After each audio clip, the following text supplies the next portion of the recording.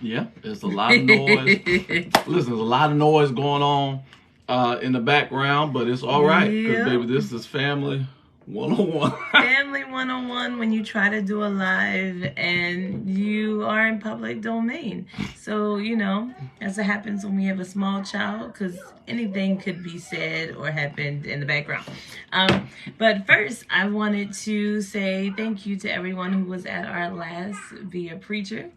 It was Be a Preacher. Our last Be a Preacher. You want to thank people? Yeah, thank you to everybody who was at the last Be a Preacher. Yes. Thank you, everyone who was at the last Be a Preacher. I got Jesus on my mind. And I'm running for my life. See, you got him on your mind. That's what you're thinking about. Yes, and I want to tell them all about it. I want to thank everyone for the last We Know Nothing About Marriage. Woo! Come on now. In February, I'm in Jersey. I'm in Detroit, so you're not going to my Detroit. I got my Detroit mind on. It is so great. I just want to shout out Detroit is not on me. I know our next one is going to be in Detroit, but the when and where, that's the man of God. That's the D. So, I can't make schedules in the day, but I know something's supposed to be coming in April, So, yeah. So something's coming. Something's coming real soon for Detroit. We Know Nothing About Marriage. We're tentatively looking at the month of April, but I got to say this, baby. We just came out of the Sons and Daughters Conference, and she's gonna try to look in another direction. But this one right here. This baby right here preached until times got better. Y'all go to my page and go look at it. If I'm gonna do this husband thing, I'm gonna try to do it right, and I'm gonna support my wife. I'm so excited about what God is doing through her. I didn't just, and I'm not just marrying into something that's pretty. I am marrying into power, and I'm thankful for it on tonight. I love her to the moon and back, and I'm excited, amen, to be able to do purpose with the person that you can call a friend. That's important to me. So we've been having some wonderful conversations. We had a marvelous conversation. We was at the church till like 1 o'clock in the morning. Oh my goodness, yeah, with the chief apostle. Just having a ball. Yeah, talking about different relationships and fun conversations. Yeah. So we thought it would be cool if we brought our family in to have these conversations. So y'all come on in. Good evening, everybody. Michelle, good evening tonight. Everybody who's joining us, God bless you. Can y'all go ahead and share it for us? Like and share. Like and share. Tonight's not going to be long, but it's powerful and quick. And I'm just, I loved we were talking about with the Chief Apostle about communication and talking about just caring about each other's spaces, and especially being in a long distance relationship, having to give each other space. That it's like, yeah, I'm free and I'm available and my time is available, but now I'm in your space. Right. When you're maybe not be as free or available.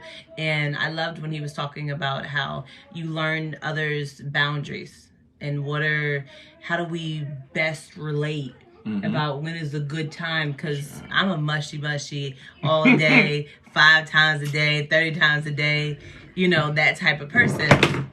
And I know you're not as much. You are that person when it's that time allotted, and how do we coexist with that? Let's translate this thing. So yes, translate. Please, there's a time to work, and then there's pull out the scripture. Yeah, there's a time to work, and work while it's day. But when night cometh, no man can work. So oftentimes when we're being productive and all that kind of stuff, at least me.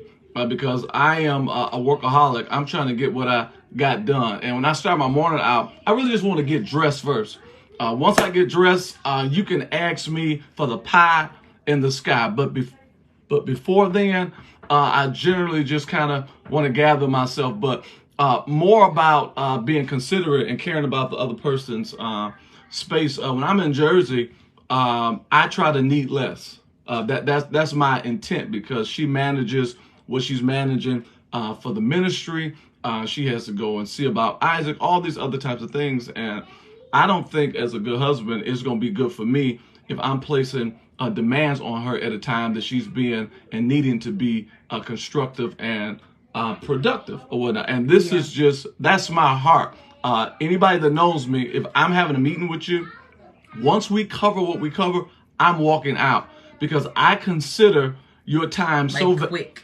Yeah, I value your time so much that I don't want to waste your time because I know what it takes to produce and get things done. So I value that. And then in Detroit, it's a little different, eh? It's a little different. He is. Yeah. I'm free.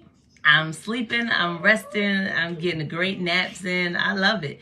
And he's working. He's running. He's taking care of me and everyone. And I think something that helped our relationship is when I got busy. Because when I was in Florida, it was, you busy, you're doing this, that, for what have you. And I don't know how many people, but you count the time. Because you have nothing else better to do. My Lord. But count the time of when was the last text, when was the last call, when was the last communication. But when you get your own purpose, you get your own thing that you are passionate about, that are keeping you busy and occupied, I can no longer look at you and say, hey, why are we not having us time? Right. Because now I need to give you grace because I need grace. Yep. And I love to look at my wife, look her right in the face and say, oh, this is you when you busy. Oh, so you busy. Yeah. Yep. He's like, okay, all right, I'm going to let you have your time, Come back when you need it.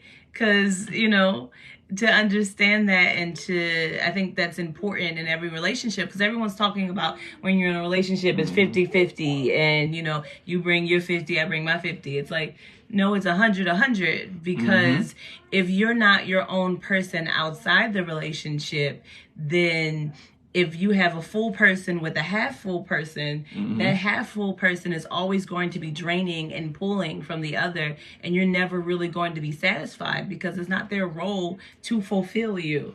Yeah, that's very important to understand. The Chief Apostle was talking to us last night. Again, it was a wonderful conversation, just dealing with attention. And I don't care what you say, there's always a need for attention in a relationship. And if you don't give attention to a man, if you don't give attention to a woman, I like to say it like this: when the cat's away, the mice they gonna play. So my grandmother tell you don't want nobody coming to your back porch bringing milk to your house, because it's a void or whatnot. So you want to try to fill that void. So you can't just overlook the fact and say somebody's needy or whatever. At some point, you're going to have to supplement different things of the sort. Yeah.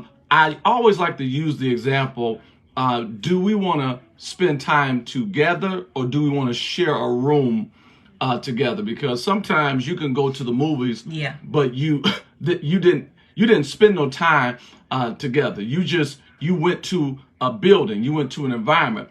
Oftentimes, it could be a better experience just sitting at Starbucks chilling, and that would be sharing space. That's more intimate than to let something else speak to you for 2 to 3 hours. And if you haven't had the chance to talk, I think leisure is good if you've talked some things out. But when you got some stuff you got on my nerves, this is going on, I don't think that might not be the movie night. You might want to try to curve that night and do something different, because have you ever walked away feeling free because we didn't follow the routine, but we did something different, and then after that experience it was like, now this was a really good experience. It was different than just dinner and a movie, but this was better. Of feeling full. And have you ever, I don't know, been in a brand new relationship and you just find yourself talking to them for hours from sun up to sundown, and you're just like, wow. And the thing is, my whole thought process is I don't want that to end, because the relationship is 5-6 years in. But a lot of times, to your point, you get so caught up in just being in the space and allowing entertainment to feel the room where we're not talking about it. But sometimes, you can watch a movie and we can have a conversation about the movie, and that, for us, we'll go into a long, detailed conversation about something else. But to have that real intimate, detailed conversations, that's a different type of intimacy. And I think that's what I appreciated about us having a long distance relationship is our ability to have intimacy on another level just from communication. So again, we don't know nothing about marriage, but long distance relationships is something that we've had to pay attention to. Yes. And one of our focuses is that we don't do a lot of FaceTime. We listen to each other. We let our interaction with one another be how she breathes, how he breathes, the sound. So I'm gonna say this to you, baby. If you want to have a better relationship, start paying attention without FaceTime and different things of the sort. So it makes you pay attention. I'm never watching a movie or I cut stuff off just so I can hear the sound. Oh, you don't sound the same today. There's something I said it today. And then because I heard something, I begin to supply something. Let me get you some ginger tea and all this kind of stuff. Let's go ahead and jumpstart you.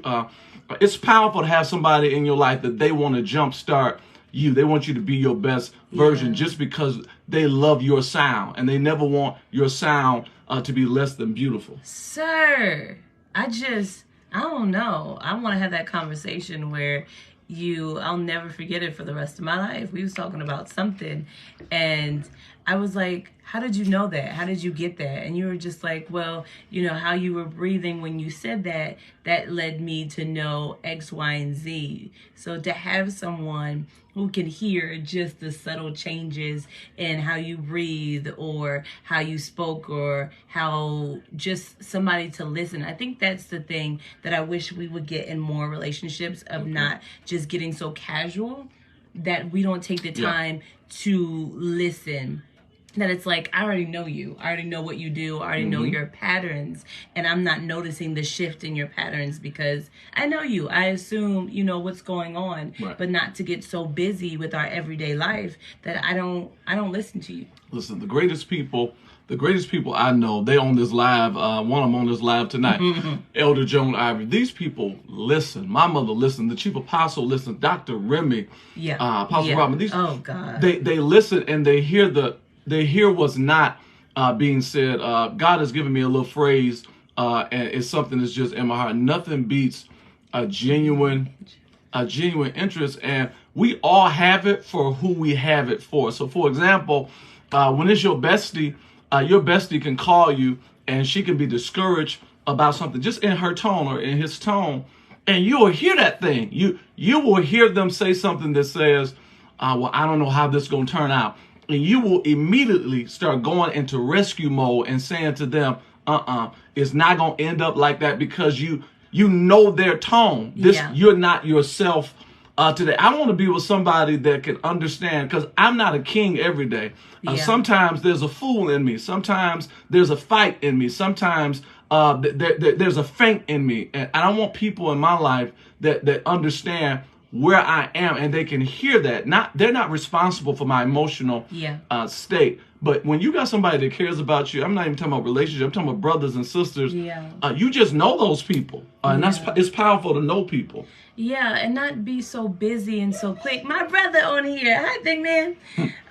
And I just love those people who are just, I feel like in the society that we're in today, especially, everyone wants to blame social media, TVs, phones, what have you, that we get so busy in our day-to-day lives that we don't take the time to listen to one another and hear those subtle moments and those subtle things. And it's just, I think that's what I appreciate about you. And I think that's something that's valuable for us to look at moving in the future, not just in husband and wife, best friends, moms and daughters, even thinking about parenting, about slowing down and actually hearing what's going on with your children. That sometimes we could prevent things by just hearing the different sounds in the breathing, in the okay, or they came home from school but there was something different, or I dropped them off, or just noticing and just slowing our lives down as much as possible to hear and really hear and be heard, because we know how important it is to be heard. I know how much, and I love how you hear me, and I love how I can have that conversation, but to also want to give it back. Right, and I think it's important to understand what's valuable to the other party. Sometimes hearing is not about what you're prepared to do in that moment.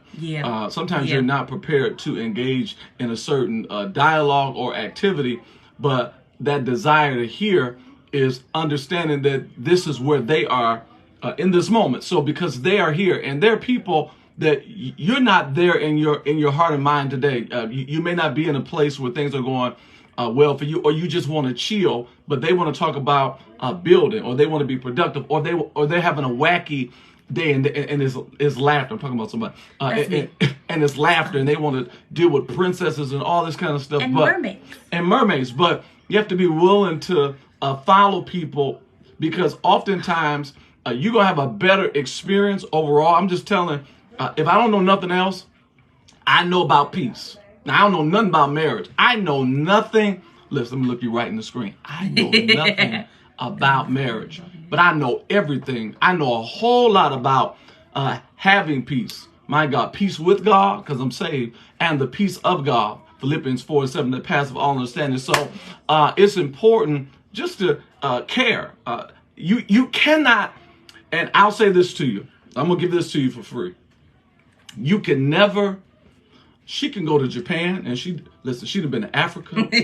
She'd have been to Dubai, all that kind of stuff. But somehow, some way, she still feel connected to this chocolate black man. You can never outgrow a person that has a genuine interest. You will always be relevant, because watch this. If you go to Dubai, I'll research the customs if I can't go with you. Oh my goodness. If you go to Africa, I will figure out how they do DoorDash in Africa. I'm going to be relevant in every season. If you want to stay relevant, somebody put it in the comment section. Stay interested. If you want to stay relevant, stay interested. The people that you always want in the room are the people that are interested. That's why you want them there, because you know I can count on them to be interested. Yeah, and you are so good at that. I promise you. I think one of the important parts in our relationship, there you've done it with time zones and all that type of stuff, is masterful. But I think the thing that helped and blessed my whole heart was when my great grandmother passed away, and because we're in a long distance relationship, you weren't able to make it. But they recorded it. We did a live recording of it. It was on Facebook Live. And I didn't know he was watching it. You know, he had worked. This was before you worked at home. Mm-hmm. And I had a conversation with him after everything was over. And we had a full-blown conversation as if you were there, about each part of the service. And I didn't have to tell you about it. You cared enough to watch it from beginning to end, so that I could still have a conversation with you as if you were there. Like that blessed my whole life. Child, see, now the woman of God she didn't transition, but into something really deep. I'm gonna say this to you. You're gonna need somebody in your life that when you're in the middle of a storm, or you're dealing with some grief, the Bible says in Isaiah 54, you need somebody that got the tongue of the learned, that they know how to speak a word in season when you're tired. Yeah. Do you have anybody in your life that knows how to talk to you when you're tired? How many of you that's what blesses you more than anything else in your good friendships? It's the people that know how to talk to you, when you're tired. So I loved her grandmother. Her great grandmother. I loved her. I sent her during her last days. Yeah. I sent her a kindness blanket. I sent it to Texas. Yeah. All this type of stuff. We had conversations on the phone, and it was a burden. I knew she was broken about her great grandmother or whatnot, and I couldn't be there. But I watched the whole service. Her dad, he sang all this type of stuff. I followed along because I'm never going to be disconnected to you, whether in your growth, whether by growth or grief. I'm interested. Well, and there are people that we no longer have the depth of relationship is because when I was in a time of grief, you were not interested, or when I was in a time of growth. If you ever want a relationship to begin to dimmer, or the light begin to go out, is because when I was in a season of growth or grief. Where is your interest when I'm growing? And where's your interest when I'm grieving? Watch this. And I even need you to be interested when I'm grounded. So no matter what season I'm in, put it in the comment section. Stay interested. You want to stay relevant? Stay interested. stay interested. I can't even tell you. And just even on a lighter note, we were making jokes about mermaids. Right. And I think that's literally one of my favorite conversations we had today. And it's not even necessarily what we were talking about. It was just your ability to go with me. And I see you do it with Isaac. I see you do it with so many different people that it doesn't matter what the topic is. You follow that topic all the way through. You don't ask me questions of, no, why are we talking about mermaids? They don't exist. That's stupid. This is irrelevant to discuss. No, you go all the way through with it. Okay. And even with Isaac, I love how you do it with Isaac. Do you remember the unicorn conversation? I don't know. We were having a conversation, and she said to me, she was like, well, you know, because I love unicorns, all that kind of stuff. You know, I know it ain't biblical. And I said, oh no, unicorns is biblical. The Bible says, Psalms 92 and 10, he exalted my horn like that of a unicorn, and I will be anointed with fresh oil. So unicorns are in the Bible. Everybody, so you heard him say it. You listen. It's okay. You heard him say it. It's okay to it's okay to reference certain things. So yeah, it's just understanding that it's okay to have conversation. Somebody put in the comment section. Be normal. Be normal. Be normal. And you want somebody who can go to, you know, all versions of yourself, right? Because it is unrealistic if you tell anybody that you are just this one person. No. I think the thing that Hollywood's doing a great job is showing villains with you sympathize with villains. The best movies that I've seen are those that sympathize. It's like, yeah, they're bad people, but I understood why they did it. Mm-hmm. See, the thing about it, people are complex and we are in depth. We can, you know, I have a serious side that's all political and want to talk about all of that. And then I have a wacky side that want to talk about mermaids and princesses and want to deck myself in pixie dust. But it's like, you want somebody who can go with you on either side and that you're not limited to only being this version of you. But in order for that, you have to be comfortable to show all versions of yourself to that person. And I am just grateful. I say look for somebody who you can find all versions of yourself to, because I watch, you know, romance novels all the time. Mm-hmm. And most of the movies are about someone falling in love with someone who they argued with because they got to be themselves with that person. Mm-hmm. Everybody else, they were the perfect version. They were the projected version that they wanted everyone to see. But with this one person who they just swore they didn't like, they were able to be the complete vulnerable versions of themselves because they weren't trying to pretend. And in order to be in a real relationship, you can't pretend. No, I think that's good. At some point, they're going to have to meet you, not necessarily your representative, because they will come out. Your representative is, that's going to die out. That's going to die out real quick, especially when you don't get what you want or something happens that disappoints you.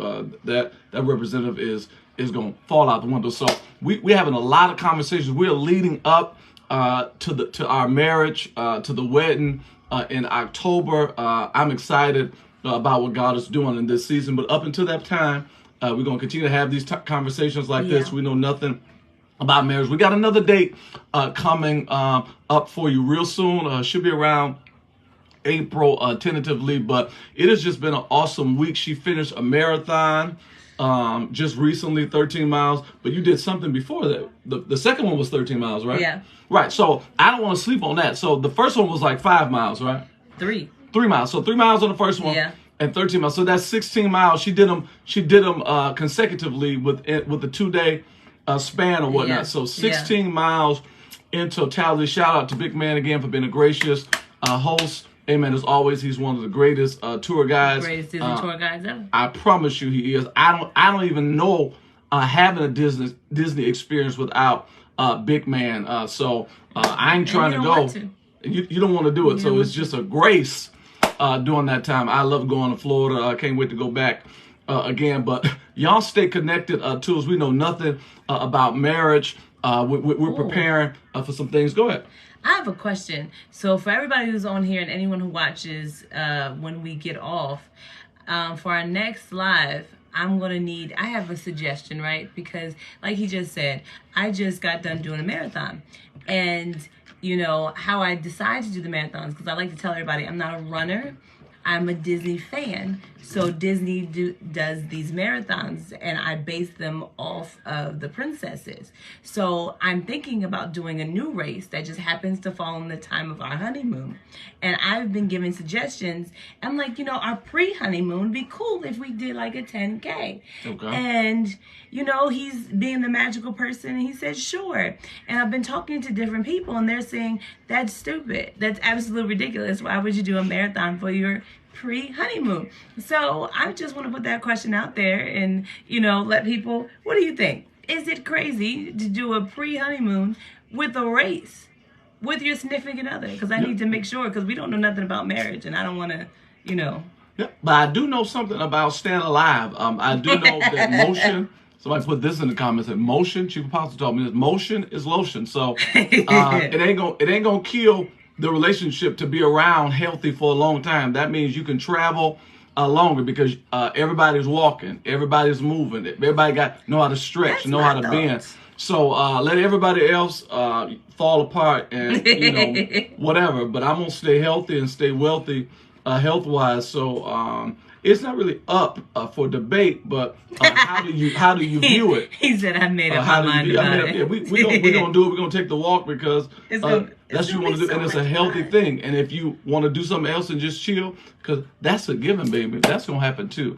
But I want y'all to meet us out in person tomorrow, 11 a.m. breakfast, 12 p.m. We in the D tomorrow. We in the D tomorrow. So y'all know the address is 7714 Grand River. Absolutely. It's official Sunday, so we've been close your tires, serving communion. But we love y'all. We're going to release y'all on tonight. No matter what you do, they want you to keep it.